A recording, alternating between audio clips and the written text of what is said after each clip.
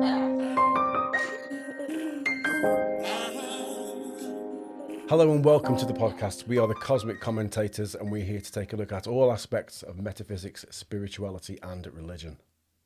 Hi, I'm Rachel. I'm here with the wonderful Alex. So we are delighted to have you join us as we delve deep into the vast subject of life beyond the veil. Hi Rachel. Hi Alex.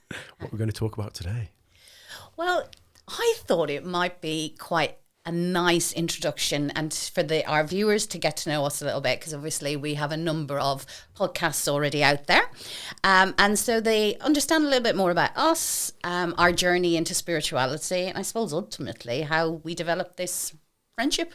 Definitely. Well, I'll let you start. I'll let you take the rein on that one. Okay.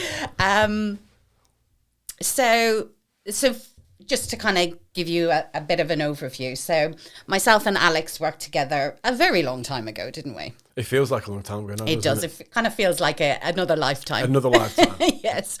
And I think our first kind of interactions were very much around our opinions about what was happening in the world at the time. And I would have to say we had a very different opinion to the vast majority of the population at that time. Yes, and just to clarify, this was 2020, that year. So very significant. I just started at the hospital in 2020. Yes, towards the end of 2020, and I think the first time we met, we were in training together, and we had to wear masks throughout because we worked in a hospital. So we were just masks, weren't we, for like 3 years, basically. Well, 2 years, 3 years. And soulless individuals with no face. Just faceless, breathing in all those microplastics. Yay. So I think I piped up, because I'm very outspoken, and I piped up in the in the training, and I said something about, this is all a load of virtue signaling and blah, blah, blah. And you, Rachel, went, yeah! Like that, and everyone. Was I meant to be training at that stage? You were meant to be training. You were meant to be on the sort of, yes, the professional side. Yes, and I was just a lonely support worker, and everyone just flat went, what was that? How dare you speak? Yes. About how dare you not, go along with the plan. So that's when we sort of first started talking. Yeah, it was, wasn't it? And I do remember you. I remember where you were sitting yes, as well. And I did, and it was, as I said, it was such a challenging time for everybody, wasn't it? And the fact that, and I think because we were very different to the vast majority of people, it was quite a lonely place. I know I felt very isolated. There's 4 staff out of the whole. I mean, how many staff would you say were there? Hundreds. Because it was a secure unit, so a lot of the clients were sort of 3 to 1, 2 to 1. So there was a lot of bodies there, wasn't there? And there was only me, you, the kitchen staff, and one other female support worker. Oh, and the consultant psychiatrist. Oh, the consultant psychiatrist. Five of us. There was 5 of us. 5 of us out of hundreds who had a very different view on what was happening in the world at that time. So, and I suppose because of that, that was your introduction, wasn't it? Introduction training. And I think we did kind of where we could, kind of grab a few minutes here and there, didn't we? Yeah. And just kind of update and just kind of know that there was someone else there. It was that, there's somebody else that gets it, Yes. So, but we didn't have a huge amount of interactions, did we? It was literally 2 minutes in the kitchen, 2 minits on the unit. It was, if it passed you in the corridor or passed you in the courtyard, it wasn't sort of like a big deal, was it? But I think we both established that we were on the same page with this very quickly. Yes. So that's where it sort of developed and began. Yeah, and as I said, that went on for quite a while, didn't it? Mm-hmm. And then I suppose because although we kind of had those few minutes here and there, we knew very little about each other. Yeah, like about our personal lives and stuff. You were a work colleague, weren't you? So, but somebody who I was like, I resonate with this person, somebody that I can say what I want to say without them going, she's barking. So it was good. And I think where we could, we just have those few minutes just to kind of keep ourselves sane, really, wasn't it? Yeah, yeah. And I suppose, as you said, that went on for a couple of years, didn't it? Mm-hmm. Just as I said, here and there. I'm not even sure whether I had your even telephone number at the time. I think toward later on, I think we maybe have exchanged, videos or whatever. But I think, at the start it was, it's very, very casual, really, wasn't it? Just And chit-chat you here were and the there. psychologist for the guy I looked after mainly. And I think, we just grabbed the odd minute here and there, didn't we? Wherever we could. Go in the garden. Yeah. Observing. So we could have a chat. Yes. So, and then... And I suppose then what happened was, so I lost my husband 3 years ago. And actually the reason why we're also talking about this is it was 3 years ago this week. So again, a real significant time. Yeah. Obviously for me, with the bereavement. But again, this kind of catapulted our relationship, didn't it? The event that followed did. Yeah, definitely. Yeah. And I suppose I think I'm going to hand it over to you a little bit to kind of describe what you experienced that particular night. Yeah. Okay, so I'll give you a bit of background on me. I'm by no means a medium or a psychic. I have done development in the past, and I have been sort of moderately successful with things. But when things happen to me, it doesn't happen every day. It will happen once every 2, 3, 5 years, but it'd be quite a significant event that sort of sticks with me. And it was March 2022. It was. And my friend in Scotland had messaged me to say that his mother had passed. And so me being me, I just thought, thinking, I might be able to tap in here. So I was walking my dog. I'd finished my shift. So we were talking about maybe 8:30, about 9 o'clock at night. I was walking with my dog and I thought I'm going to try and tap into my friend's mother, which was completely unsuccessful. And I just let it go and carried on with my day and went home to my room and started producing music because I produced music as a bit of a hobby. And then I got this awareness that there was something or somebody up in the corner of my room, and I was just like, to clarify, I didn't see anything. There was nothing visual there, but I can't explain. It was an awareness. Yeah. But you are very clairsentient, aren't you? You sense things. I think so. Yeah, I think so. I've definitely got something, or I'm completely insane. No, you definitely have something. And I think, and we'll kind of move on, but you have had other experiences. Yeah. And I know when my sister passed, I know I asked you to tap in and you said, I can hear the song Fields of Gold. You didn't know that, but that was one of her favorite songs. Yeah. So, you have that sense of knowing, or you're able to kind of... Yeah. Validation, I think it's... Yeah, perfectly. Yeah. Yeah. So I was aware of something in the corner of the room, and I did a few double takes, and I tried to focus back on my music. I was like, no, you're imagining it.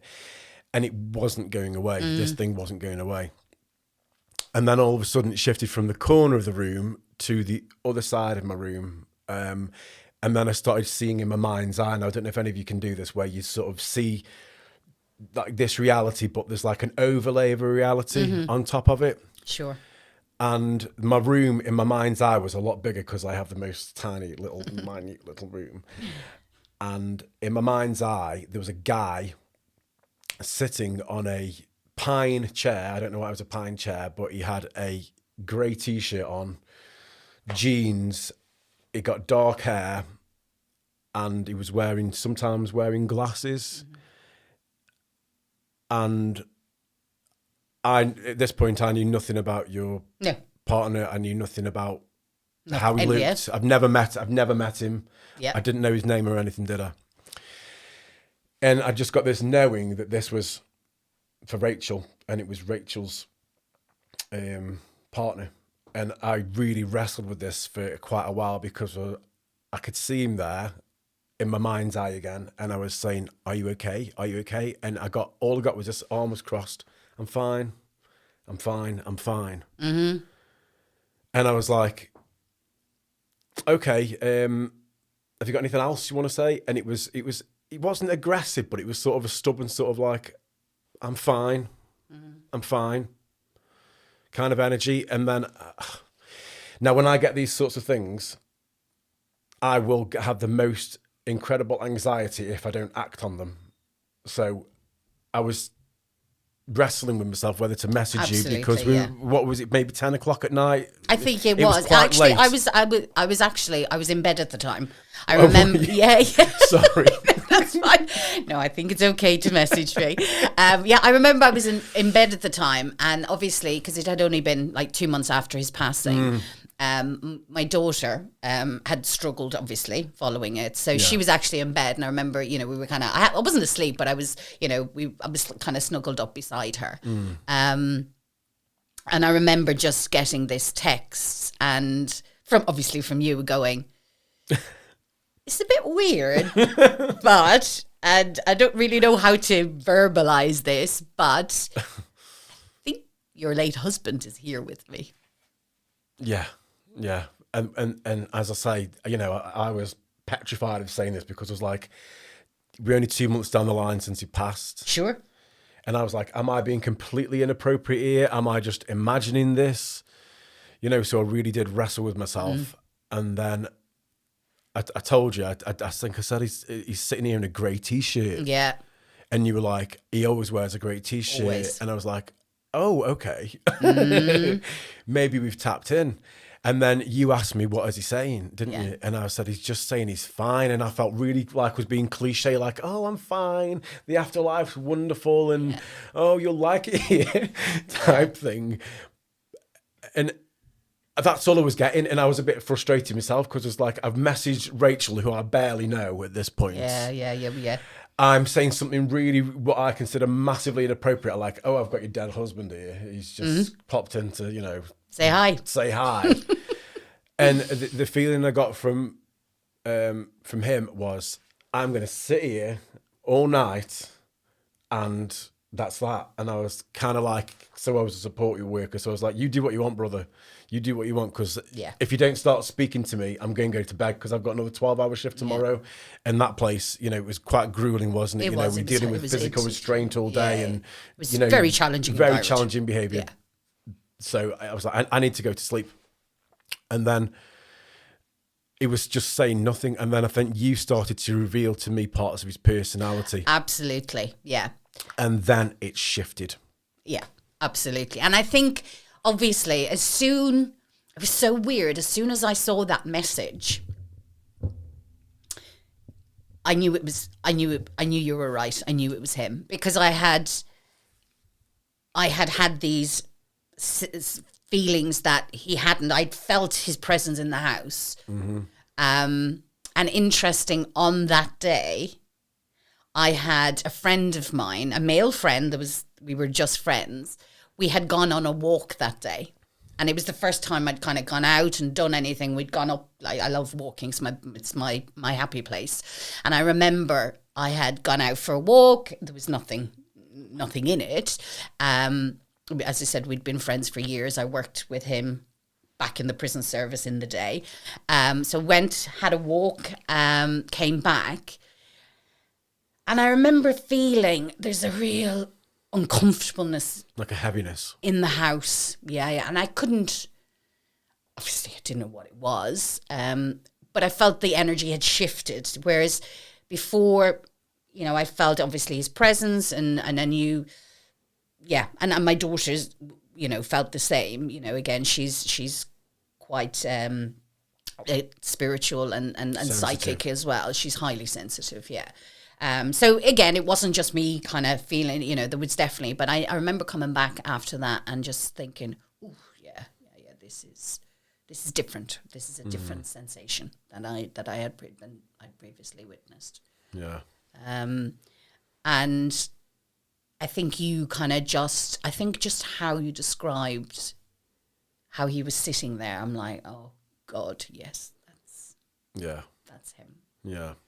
The monotone, I'm fine, that's okay, yes. And also that determination, I'm not going till I get what I need to say, or I get what I want. Yeah. So at this point, when you start revealing personality traits, yes, his energy shifted. Sure. And for some reason, I needed to go outside. Now, I don't know why that is, but I went into the carport where where I live, and I just got on my knees and I just started, this is going to sound crazy, but I just started rocking from side to side. And I don't know why I was doing that, whether it's alpha states, you know, trying to connect in and doing something else so I can. Yeah. This has never happened to me before. I've never done this before. And anyway, again, in my mind's eye, he's now at the end of the carport. And you're revealing more things to me about his personality and his character. Yeah. And I could not visually, in my mind's eye again, and this is all happening in my mind's eye. I didn't see a thing. This is happening in my mind. I could see him getting more angry and angry and angry. And what was interesting and what a main observation I made was that angrier he got physically smaller. Which is interesting because you would imagine with anger, you would expand. But no, he got smaller.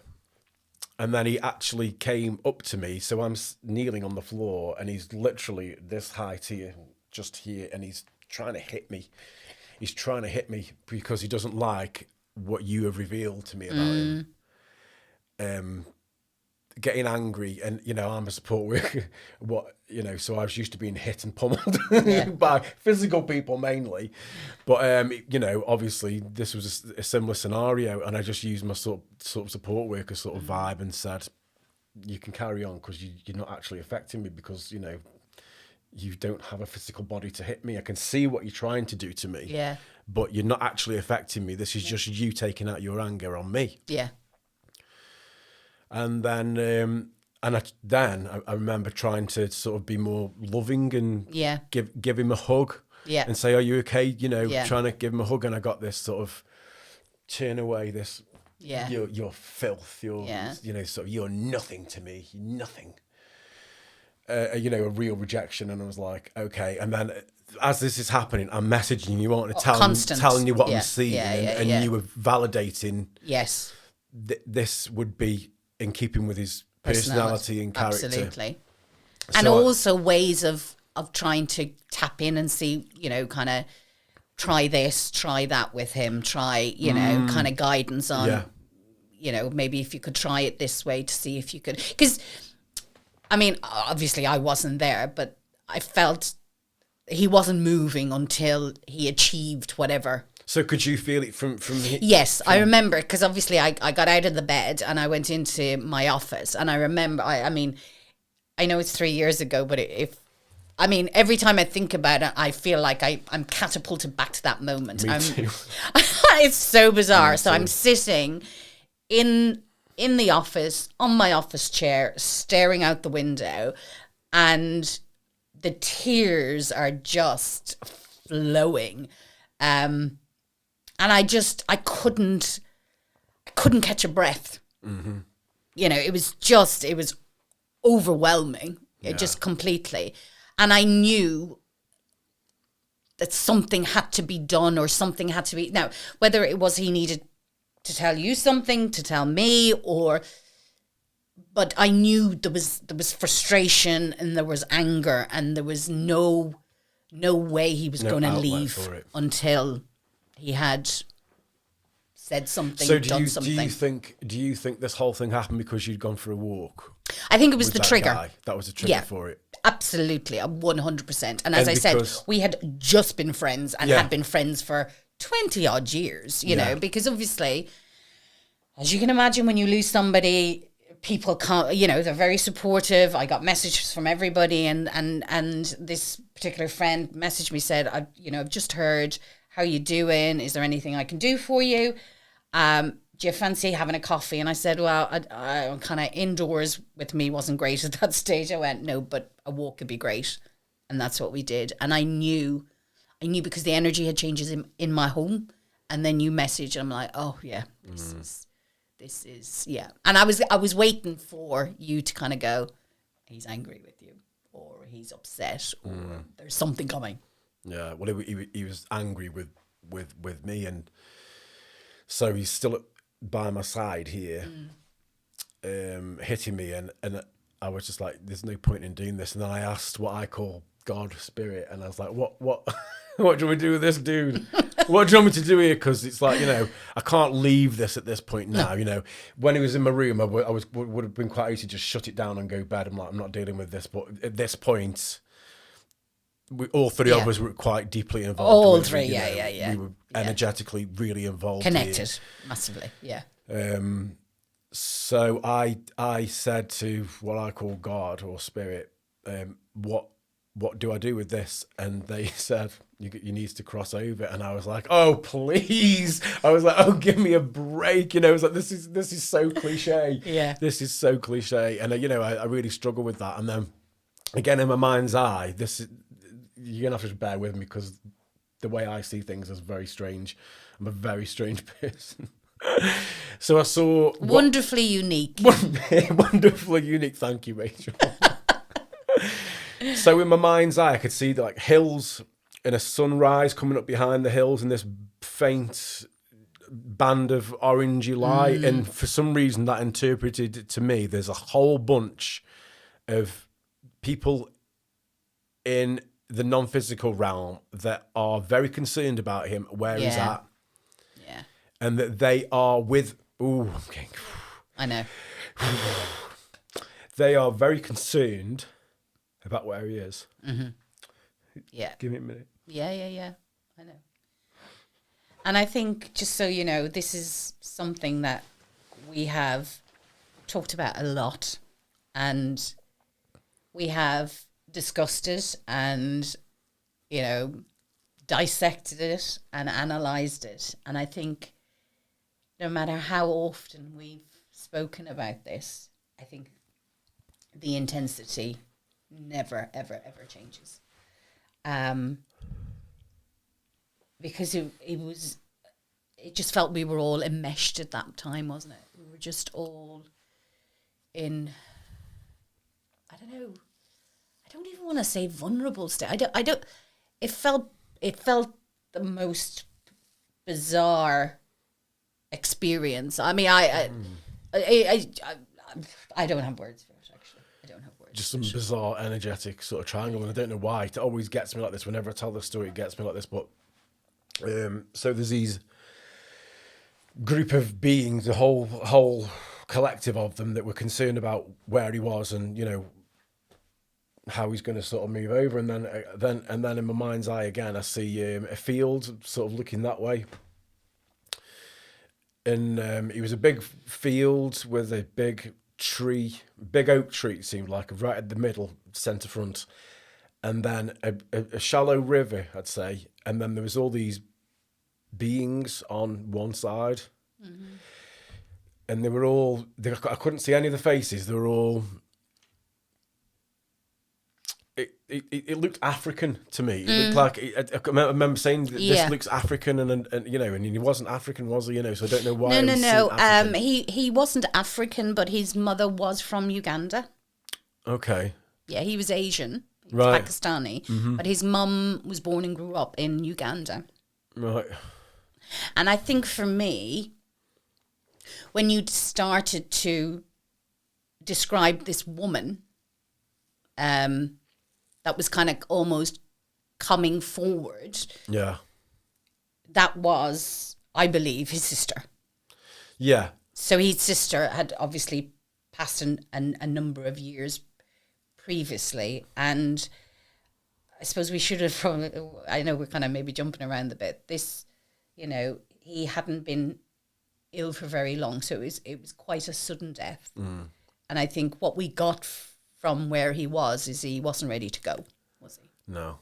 He was going to stick around. And I think, well, all these beings, I knew that they were like ancestors or something. They were like ancestors, but I couldn't see any of the faces. Yeah. They were all kind of blank, but they were all wearing the same colour, so this mustardy ochre colour, and they were on the other side of the river. But then there was this one female face that like stood out, and I can still see her face now. And she's got a full face, quite full lips, and she might have even been wearing glasses as well, but she had very long dark eyelash, almost like she was wearing makeup, even though she wasn't wearing makeup, but I could still see her face. Very, very happy face, and it was her. And I was saying to to Nav, you know, you need to go that way, you need to go over there. And he couldn't see it. He couldn't see what I was pointing at. And I was like, over there, go and look over there.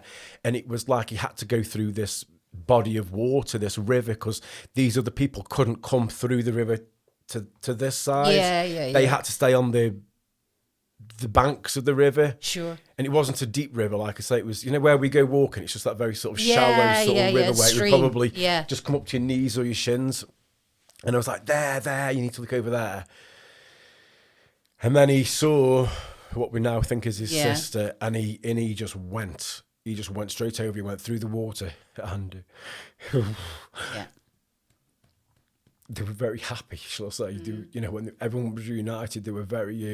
There's a lot of joy, and he didn't believe in any of this sort of thing. He created some kind of realm for himself, I think, but he didn't ever think he would see his sister and those ancestors and that other side of it, you know. And I think that was what was keeping him where he was. I don't know what I'm saying, but he didn't believe it. He didn't believe it. No, because I remember when you messaged and you were saying there's some they're calling him. I feel it's his family, like his ancestor, and obviously what we believe is his sister, and how you described her, and I suppose how you described her personality was definitely what Very I'd always known of her, and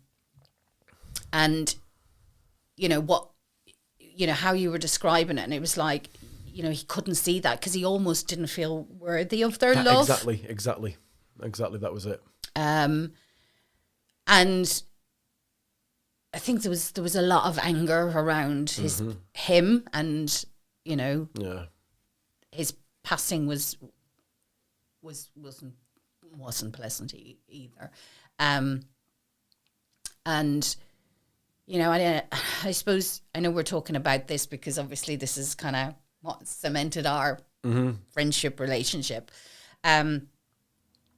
But I do think, you know, as we've talked about it, and you know, as we've talked about in other, you know, podcasts, you know, what you saw and the whole thing is that, you know, we can trap ourselves on on various realms, can't we? And I suppose it's about, you know, not feeling, again, I'm going to use the word worthy because I don't know any other word that fits it, not feeling worthy of connecting with our loved ones, or that they will accept us for whatever we have done on this earth. And I remember, because obviously you described that scene just, I mean, so descriptively. And I always wonder whether the stream that you described, whether that was about almost starting cleansing the soul, and I don't believe it's all cleansed in that one bit, but I think is that the start of the process, maybe? It was like a threshold they had to cross. Yeah.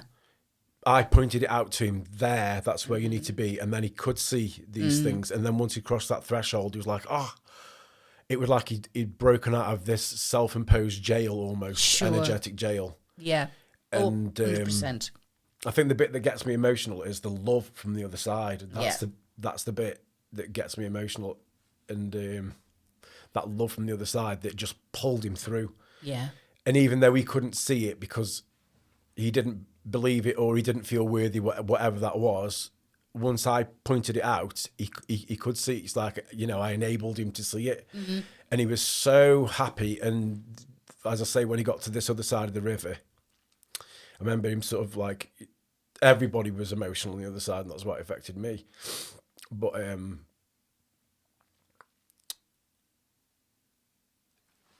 everybody was just so pleased that he'd come out of that place into this place. And at that point, I was a complete mess because I wasn't emotional. I was just like, get over there. And then, as I say, when I saw him go over there, I just lost it, and I was like, you know, I messaged you, and I was like, I'm done. Yeah. You know, I'm cooked. Stick a fork in me. And I just sort of left him at that scene on this riverbed, and I knew all was well, basically. And then I messaged you to tell you what I'd seen, and then that was that really, wasn't it? And then I remember a few days later, I sort of tried to tap him back into that energy, and I saw him together with his sister. The faces were pressed together like they were embracing each other. And he said, "You are my brother." Yeah. But again, that would be a turn of phrase that he would use as a, because obviously Asians do class friends as, my Brothers, brother. Yeah. From all that dislike of me, even though he never met me, got no reason to dislike me, to then to change and, get into the mindset of like, you are my brother. And I was like, wow, that made me emotional again, because I was like, wow, And I keep questioning, and even now when we don't have an answer, why you? Because he would have heard me speak about you. You'd never met, you didn't know very much about him, and and he would have known you as somebody who I chat to at work because we're kind of on the same page. But the fact that he chose you, but I think I'd opened myself up that evening trying to connect to my friend's mother, so kind of maybe I'd opened a channel there. Yeah. Anyway, and who else would you know? I mean, out of all the people at that hospital and all the people know, do you know anybody that's as nuts as me? Wonderfully unique. So I think I think maybe that's why you came to me, because I'm. Yeah. But I suppose for me, I'm I've said to you all, I'm eternally grateful for you and what you did that night, because obviously I want him to be at peace. I want him to be connected to his loved ones, to be with them.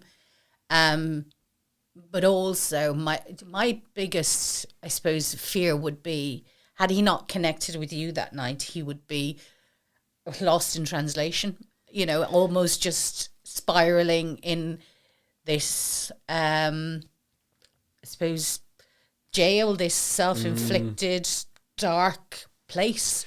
See, now I can remember telling you after that I felt like he would have been okay there. He wasn't that. He was almost not that bothered. He was kind of indifferent. He was like, "I'm fine. I'm, whatever. Because if we do create our own reality, that would make sense, wouldn't it? So I've created this space where he's perfectly fine. He wasn't connected to anybody, but he was fine within himself, and it was the other people that were concerned. Yeah. So it was them that were like, they facilitated it. His, what I would call his, I don't know, his spirit guide, his guardian angel, his ancestors, his sister, whoever that was. Whether they just saw an opportunity and intervened, sure, or whether this was just all divinely set up and this was meant to happen this way. I don't know. I don't know, but he left a very big mark on me. As you can see, 3 years later, I can still cry like a baby about it, which is quite embarrassing. Make yourself this vulnerable on camera, but I want to be as authentic as possible, especially when it comes to these sort of subjects. But also, it allowed that energy to leave me, this home, because obviously it's been challenging 3 years. I can but I felt that needed to happen. And did you feel a shift in the house after it happened? Did you feel like it? I did, yeah. I wouldn't say instant. No. I definitely wouldn't say that. But obviously, as you mentioned, you were like, I'm done. I think I cried all that night. Yeah. I don't believe I got any sleep. Maybe I did. I don't know. It just, yeah. But although I was, I don't know, however many 50 odd miles away from you, I felt I was almost there with you. I know he wasn't communicating with me, but it was a 3-way conversation, was it? I feel like you were almost the mediator in it. Yeah. In that whole situation. And the fact that because he could see the loved ones, his ancestors, he could peacefully go and not, because I know at one stage when you were messaging, he's like, he's not going anywhere, he's not leaving you, he's going to stay around. Well, there was an element where he was trying to almost manipulate, saying, I still love her and all this, and and you were like, go where you need to go. Yeah. Because he wanted to stick around, I feel like. Stick around you, though.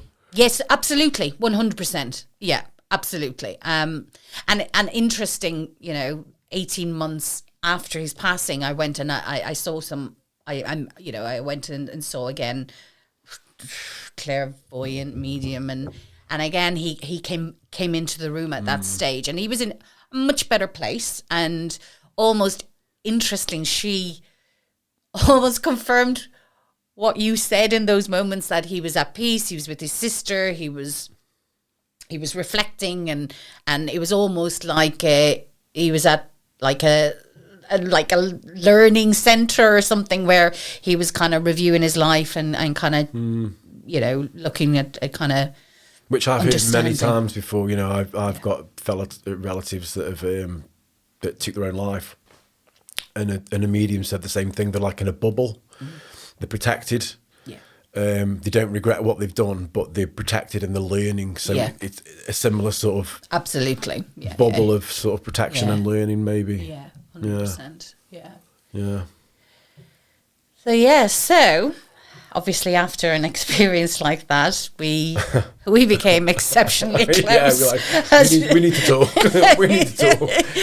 Yeah, and I suppose that for me, although I was on my awakening journey, I think after that and kind of experiencing that via you, definitely tapped into my whole spirituality and, clairsentient gifts as well. Yeah. And I think that's when you get these things happen when you've lost somebody, and, that's because you've got that longing, haven't you, almost to sort of have answers and, maybe reconnect somehow. And I think that, that's how we do it. But as like for me, this doesn't happen to me all the time. This is not like a regular thing at all. So this was a very unique experience, wasn't it? For all three of us, it was like an energetic triangle, that was just, And even though obviously you were messaging, keeping me up, I kind of knew what was coming in the message anyway. Do you know what I mean? It just, as I said, it felt, I clearly was energetically there, but it felt like I knew what was happening. Yeah. And then the message would confirm kind of what I felt was going on anyway. It was so bizarre. Bizarre. But again, knowing that he's at peace is just, because I think that's one of the hardest things when you lose a loved one. Not knowing where they are, and we've talked before. We were talking earlier about, purgatory and limbo, and where do you go, and do you hover around, and what realm are you in, and knowing that. And I'm not saying, I don't know what level he's at, but the fact that he had somebody to guide him through that, both you to guide him to his sister, and then and then for them to be able to support and guide him to heal, and that's it, and healing. I think that was the main objective, because you do hear about people that can keep themselves in a certain realm. Well, that would be a ghost, wouldn't it? Almost like a ghost, an earthbound spirit. And or earthbound spirits, absolutely. Earthbound spirit, and that wasn't his path, was it? I don't think. He was meant to sort of. Yes, absolutely. He was quite a stubborn one. When he was this earthbound guy, and he was not going to budge. He wasn't having it. But as soon as he saw his sister, that changed everything for him. That changed his paradigm at that moment, and he loved her so deeply. Really loved her. Yeah. So that would make sense that she would be the one. 100%. That came. Yeah. When you started to describe, I just went, it's her. 100% it's her. Yeah, I can still see her in my mind now. Yeah. Incredible. And, it has been 3 years, but as I said, when we talk about it, it's like we're just back there, isn't it? It just gets me every time. I don't know what it is, but something about it just. But anytime I sort of, talk about spirit, I mean, you see it sometimes with like, Christians when they get, they call it the Holy Spirit or whatever. When it comes on, it just makes you so emotional. It's like so difficult to like control how you feel. Oh, 100%, yeah. Because it's like you're really tapping into pure divine love. Yeah. And, for us earthbound people, it's a lot for that, for especially me. I've got a lot of work to do on myself, but it is a lot to sort of embody, and it just, for some reason, it makes me so emotional. I don't know why, but I think it does well, it fits into what we talked about, that divine oneness when we looked at the 12 universal. In fact, and and this kind of fits into everything we've kind of mentioned so far in the different podcasts we've done. And the importance of recognizing that it's a big place out there. Oh, yes, it really is. It's a vast universe, and we know, as you said, a fraction. A fraction, yeah. Yeah. A tiny little bit, so, yeah. So, well, we hope, I was going to say enjoy, but enjoy probably isn't the right word, but we hope that you found this interesting.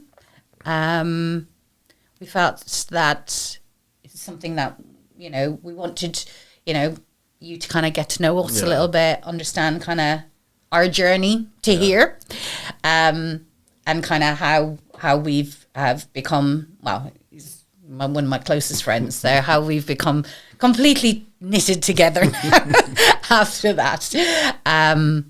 And yeah, I kind of, I'm a bit lost for words now. Yeah, I think it just gives you a bit of an insight to sort of who we are as people, and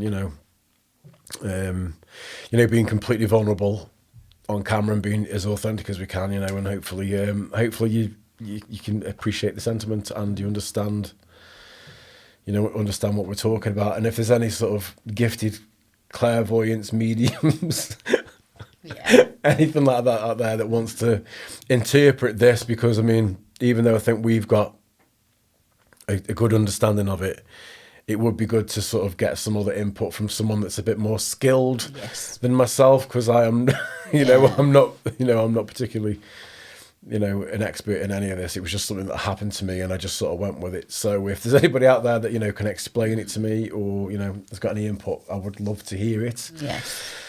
So. And I think anyone that has maybe had, not necessarily that, I'm sure it's quite a unique experience, but any kind of experience of maybe connecting with loved ones after they've passed, we'd love to hear any kind of comments or any stories that you think would be helpful to add and to share with us.